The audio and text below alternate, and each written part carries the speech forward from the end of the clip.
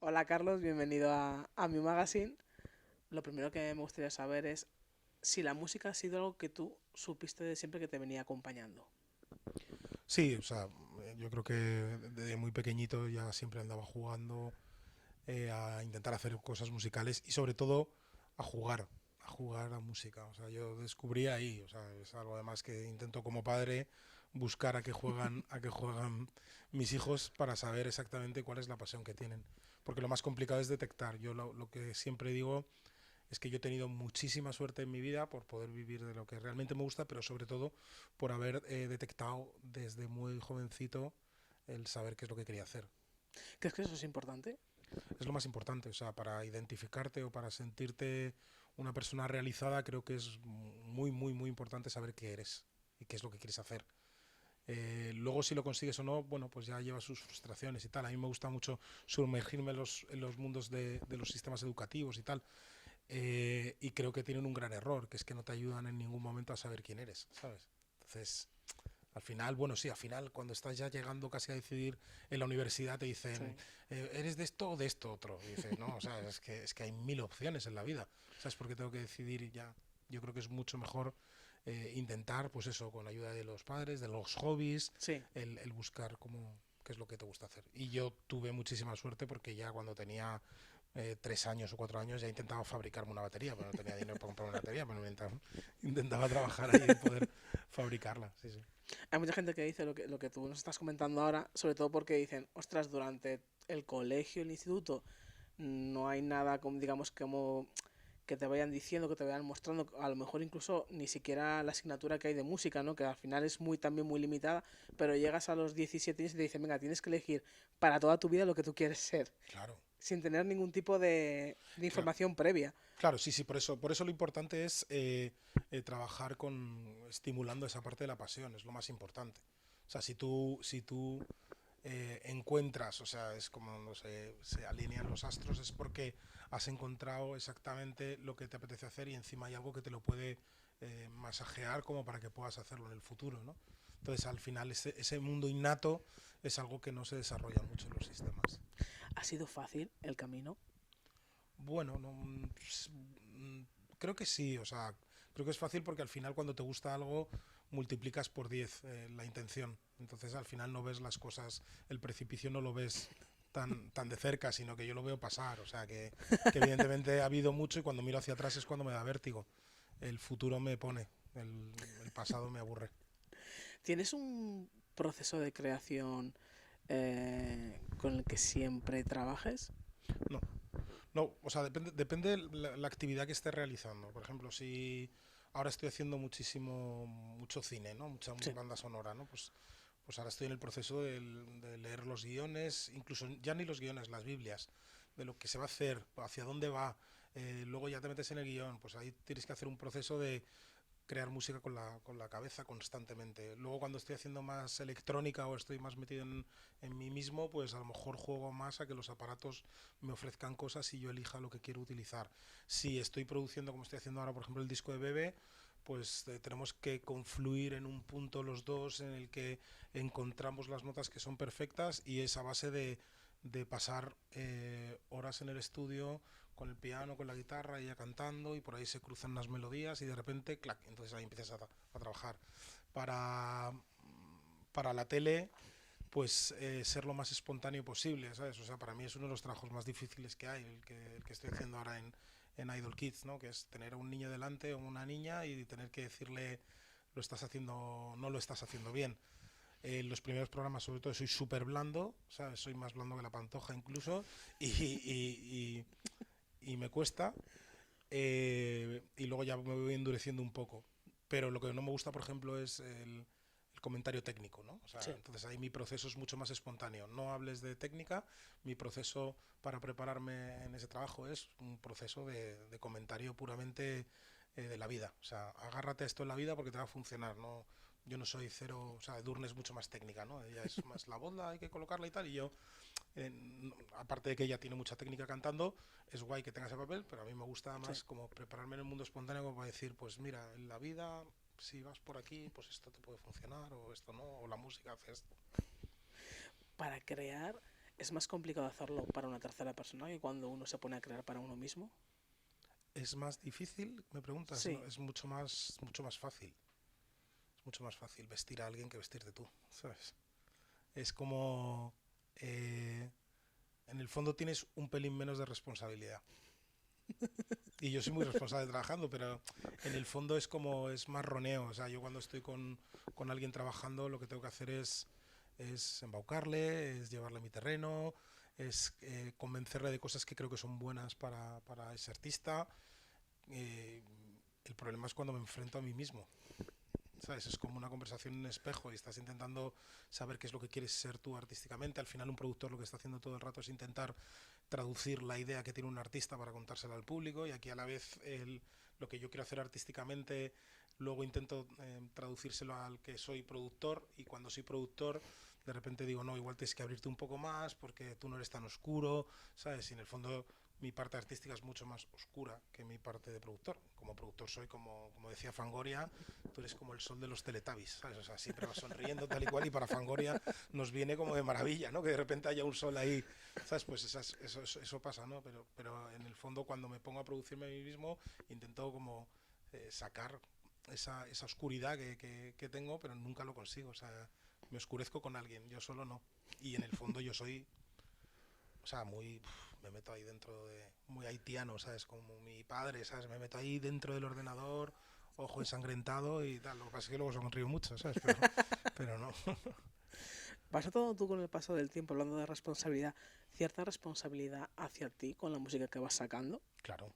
O sea, para mí es lo más importante de mi trabajo en la música, es pensar de manera plural y de manera solidaria para con la música. O sea, yo creo que la música es una responsabilidad y debemos ser proactivos a la hora de generar una industria positiva. A mí no me gusta nada el que las cosas sean porque sí.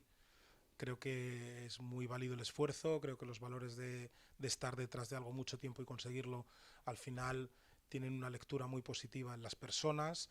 Creo que estamos viviendo un mundo muy efímero musicalmente hablando, y creo que eso pasará. O sea, no, tampoco me voy a quejar y voy a convertirme en una persona hipernegativa, pero que considero que pasará y nos encontraremos con artistas que nos consigan cambiar la vida. A mí ahora hay muy pocos artistas que cambien el rumbo de mis Sí. ideas. Hace unas semanas, hablando sobre el tema este de que la música está siendo como muy efímera en estos momentos, leí un reportaje de una charla que había dado el dueño de Spotify, que comentaba que los artistas hoy en día tenían que acostumbrarse a que ya no se podían formular los álbumes como se formulaban antes, que la gente ya no podía estar 2 años esperando por música nueva, y la gente respondía, ¿no?, a ese reportaje diciendo: el que no puede esperar al final eres tú, porque tú tienes esa empresa, pero los Claro. artistas sí que pueden esperar y crear lo que quieran crear ellos. ¿Cómo ves tú en estos momentos el mercado? Bueno, yo creo que al final el comportamiento de la gente construye Spotify. No es alguien que construya Spotify. Las canciones las construyen personas.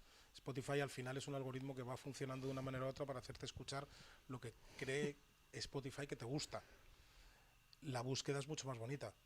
Y yo estoy absolutamente convencido, esto es la novedad.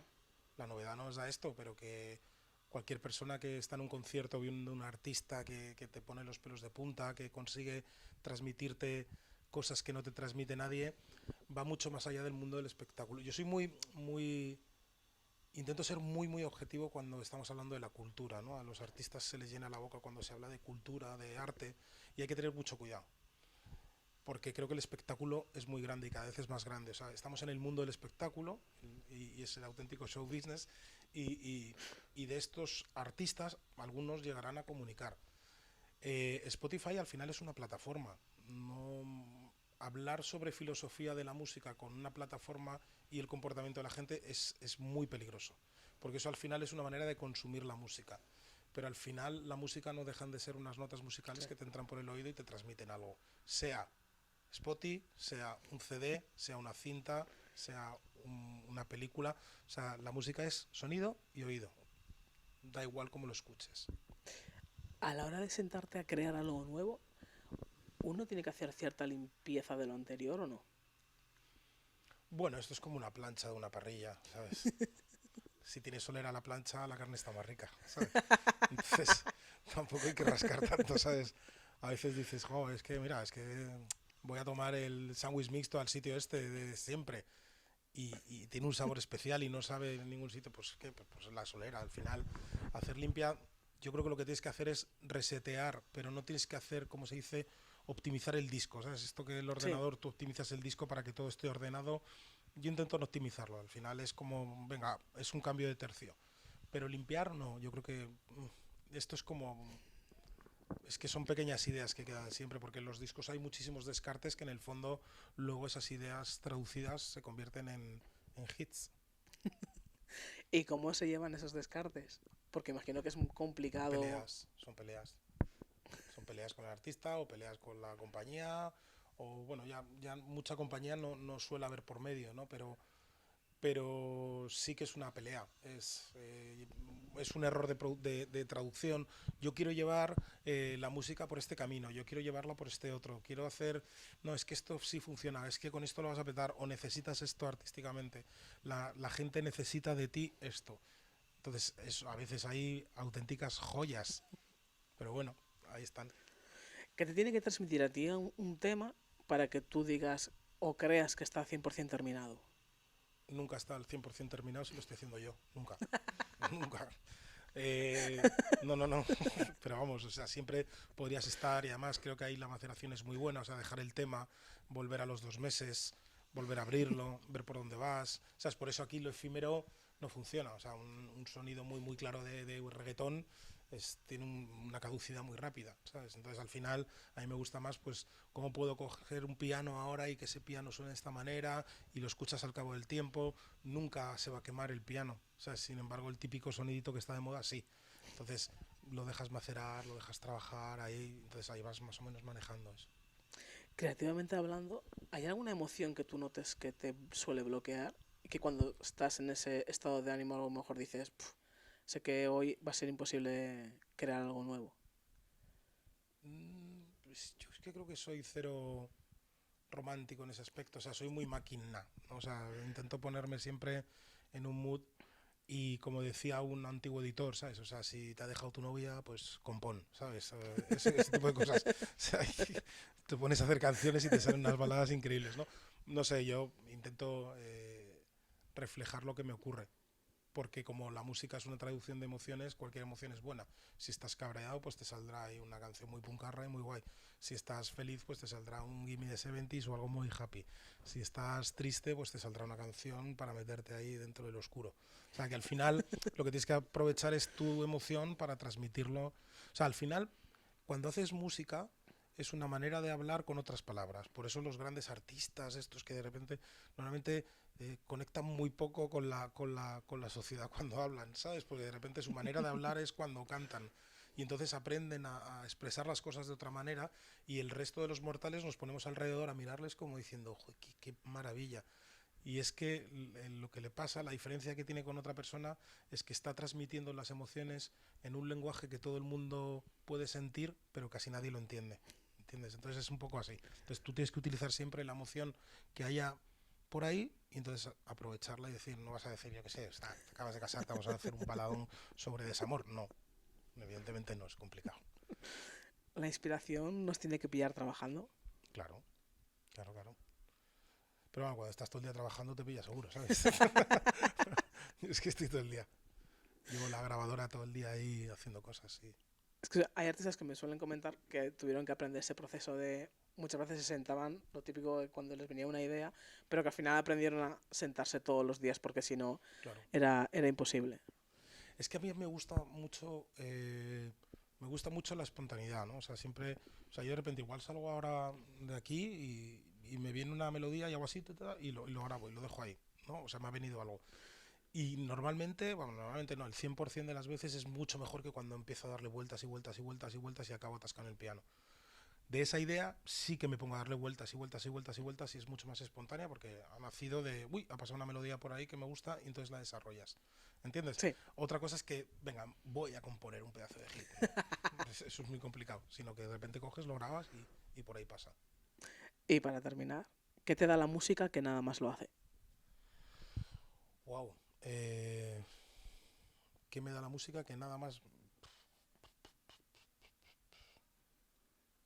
No es tan especial. Es muy importante, pero no es tan especial que no haya algo o alguien que pueda cubrir. Yo creo que al final es una ambición por la vida que tengo que me la generan muchísimas más cosas, ¿sabes? Cuando eres padre ya de repente sí que dices que hay que tengan los niños que otra cosa no te dé, ¿no? Pero, o tu mujer, o tu... no, pero la música al final es un medio por el que yo navego y ese medio no va a desaparecer. Con lo cual no lo comparo. No puedo responder porque no lo comparo. Está ahí. Forma parte de mí.